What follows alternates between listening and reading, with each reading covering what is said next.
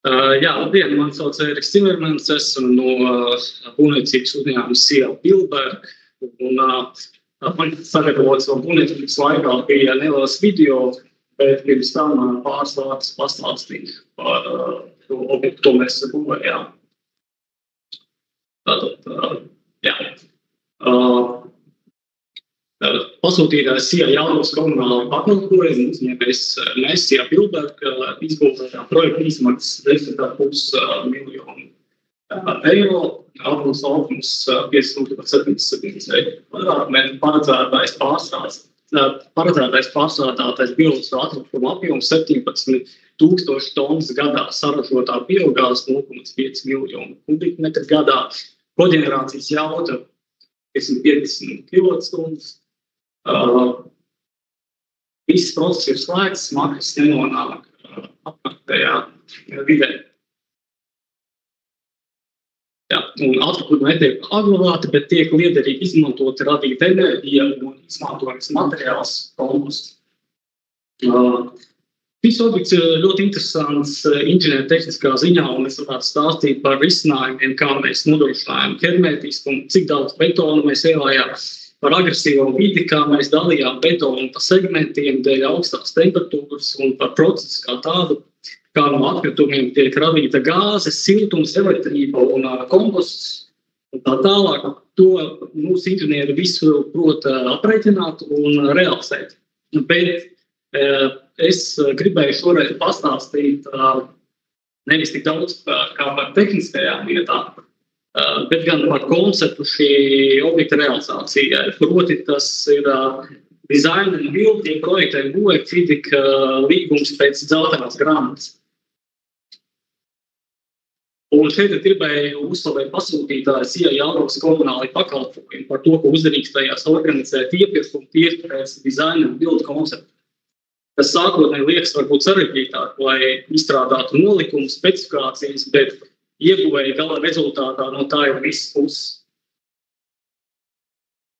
Mēs nebūtu realizējuši šo objektu ne laikā, ne arī budžetā, ja mums nebūtu brīdīgi projektē būvē līgums, bet gan saņemt būvniecības no pasūtītāja, kā tas tradicionāli nozarē sastopams. Kā rezultātā būvdarbi veicies un projektētājs bieži nonāk konflikta situācijā, un kas galā ietekmē gan izpildes termiņu, gan budžetu.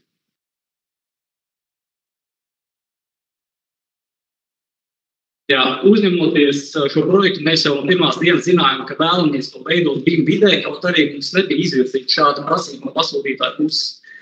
Mēs gribējām vienā modelī salikt iekārtas ar projektu sadaļām kopā, kā rezultātā arī izķērām daudz sadurnes un likām arī mūsu iekārtu piegādātāju firmai no Vācijas Beko labot sadursmes, kas veiksmīgi arī izdevās, lai gan ekspektācijas par to, ka no vāciešu partneriem saņemsim skaistus BIM modeļus, kurus pēc tam apaudzēsim ar savām sadaļām, kopā par 100% neizpildījās. Ja?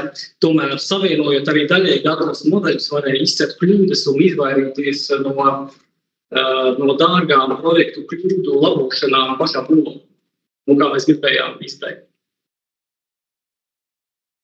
Jā, un pašā projektēšanas sākumā mēs norganizējam arī ekskursiju mūsu projektēšanas komandai un pasūtītāju pārstāvim jau uz esošajām rūpnīcām Vācijā, lai mums rodās kopēja sapratne, kāds izskatīsies sasniedzamais rezultāts, un tāpēc arī atkrita ļoti daudz tehnisku jautājumu, kas citkārt būtu paņēmuši ilgāku laiku. Un projektēšanas laikā mēs bieži atsaucāmies un redzētu to Vācijā. Atceries, tas tur bija tā risināts, tad bija tā risināts, un arī pasūtītāji zināja, ko tad sagaidīt gala rezultātā. Un citreiz mēs pat apzināti gājām uz dārgākiem risinājumiem, lai tikai iekonomētu rūpniecības laiku, piemēram, dzelbetona tvertņu izgatavošana rūpnīcā pirms būvdarbu uzsākšanas būvlaukumā. Un arī domājot par darba drošību jau projektēšanas stadijā, kā piemēram parapets no sevišķu paneļiem vietās, kur notika daudz darbības, lai nevajadzētu meklēt pagaidu risinājumus darba aizsardzībai būvobjektā. Un arī liels faktors risinājumu izvēlē bija tas, lai nebūtu jābrauc uz garantijas darbību, tāpēc īpašu vērību ievērsām tieši mezgliem un detaļām.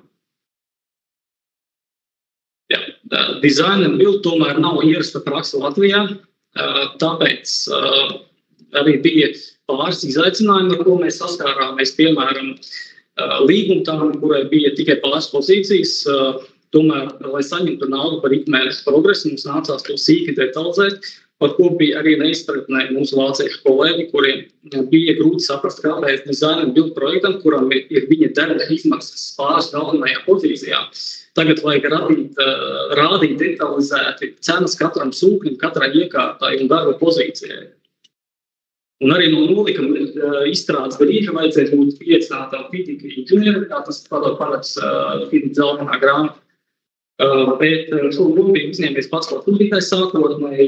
Atsevišķi fizika inženieris tika pieaicināti tikai būvniecības stadijā, principā kā klasisks būvniecības izpratnē. Tas, protams, bija nedaudz apgrūtinoši no tā aspekta, ka nācās pazaudēt daudz laika skaidrojot un vispār iepazīstinot būvniecības projektu. Līdz ar to diezgan bezjēdzīgs pasākums bija klasiskā būvniecība šajā līguma izpratnē. Jā, un nobeigumā pirms palaižu video gribu novēlēt vairāk projektiem būvēt objektus un arī privātās publiskās partnerības iepirkumus Latvijā, kas vienkārši būvniecību nerada papildus birokrātiju un efektīvāk risina problēmas situācijas, kā arī veicina uzņēmēju darbību. Būvniecība var būt arī patīkama. Paldies! Tagad neliels video, principā tas pats, ko es tikko stāstīju, tikai ar vizuālu materiālu.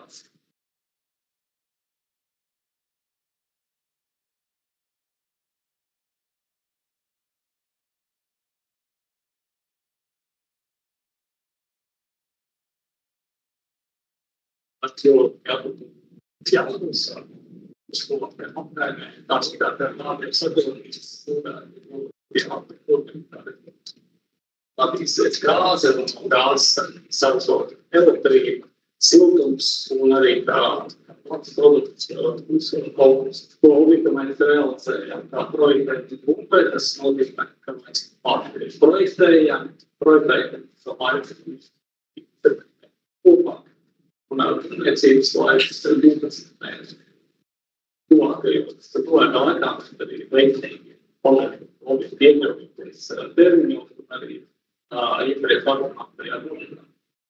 Un kas ir būtiski, ka projektam, kad tiek līgumi noslēgts izmantojot tītīga zeltainā grāmatu, tītīga, kas ir starptautiskais būvniecības projektēšanas, būvniecības līgums. Un tas būtiski atvieglo darbu un atvieglo attiecības par pasūtītājiem. Mēs realizējam šo projektu vidēji, projektēšanā. Tomēr mēs izlēmām izmantot 3D vidi, lai maksimāli efektivizētu būvniecības laiku. Visas iespējas, kas varētu rasties, tāpēc gribēsim uzmanīt, kā viss projekts sadarbs sajiet uzsākt. Ieteikami sarežģītas arī projektēšana, kas ir īpa visām iekārtām, cauruļu pozīm, kā to savietot kopā, kā mēs iekonomizējām laiku, ļoti ērti strādāt, efektīvi pareiz.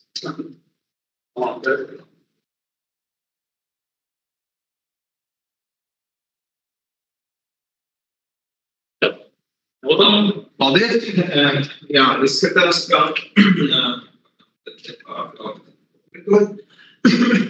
lūdzu jautājumi gan par objektu, gan par mūsu modeļu. Kā jūs valdējat daudz šeit sūkņi, vārstības, pārējais mēs valdējam tādiem, kas jums arī modelīgi, tas jums ir teikt, aprēķināts ar mazotīt. Kā mēs validējām, mēs, protams, sakojam līdzi, bet tam sarakstiem gājām cauri, kas iegādās pēc tiem modeļiem un daudz saraksti izvilkumiem, bet mums nebija. Es uzsveru, tā bija iniciatīva nāca no mums, un tāpēc viņa nebija tik varbūt detalizēta, bet viņa vairāk mums bija vajadzīga pēc būvām. Jūs vairāk sadusmi pārbaudē darbu, tā skaitā visu, un lai ātrāk realizētu objektu. Tas bija detalizācija armatūrai, tur lotu 500 vai 300. Jā, tur tādā apjomā, lai mēs reiz varam visus izmantot BIM modeļus būvniecībā. Un varētu sūtīt rūpnīcai uzreiz un tādā veidā. Tas bija tāds uzstādījums, kas arī attaisnoja, kā mēs uz cauri ir konflikti, mēs uz konflikts arī daudz izcērām, jā. Bet šajā gadījumā, teiksim, tas mūsu būvniecības tā iniciatīva, tas nebija no pasūtītāja, un arī šajā gadījumā nebija noņēmējis tam BIM modeli. Ja būtu, teiksim, pasūtītāji pēc tam izmantot to BIM modeli, vai arī FIDIC inženieris būvzrauki būtu strādājis tajā BIM modelī. Un arī, teiksim, pats projektēšanas laiks būtu garāks nekā 6 mēneši. Tad arī varētu izstrādāt sīkāk. Tas tā detalizācija pakāpju ļoti ietekmē to būvniecības, protams, laiku.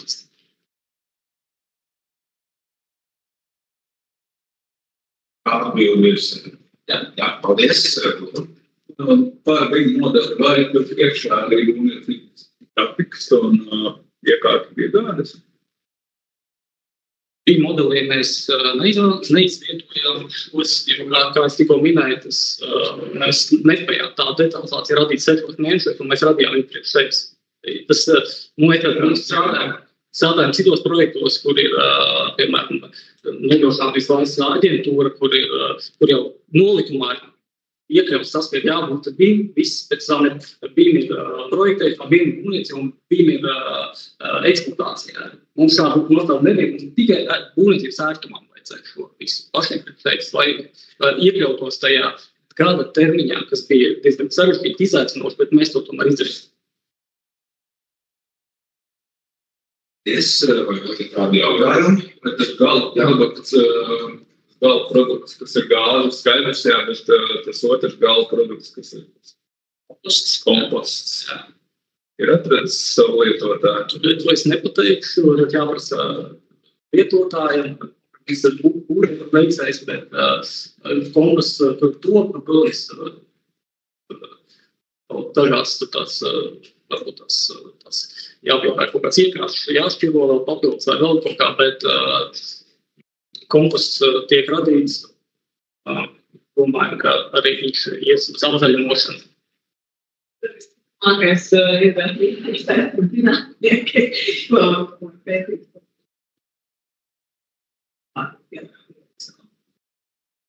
Jā. Bet vai, man jāsams, vai šī ēka būvē, tā kā nebūtu vairāk pirmšļieku, vai? Tur daļai ir ēka, kur cilvēki ir vietu apkalpošanā, bet tā ir ēka un atsevišķas plētnes, kur arī ir viņas kadastrā viss ir nodalīts. Labi, paldies.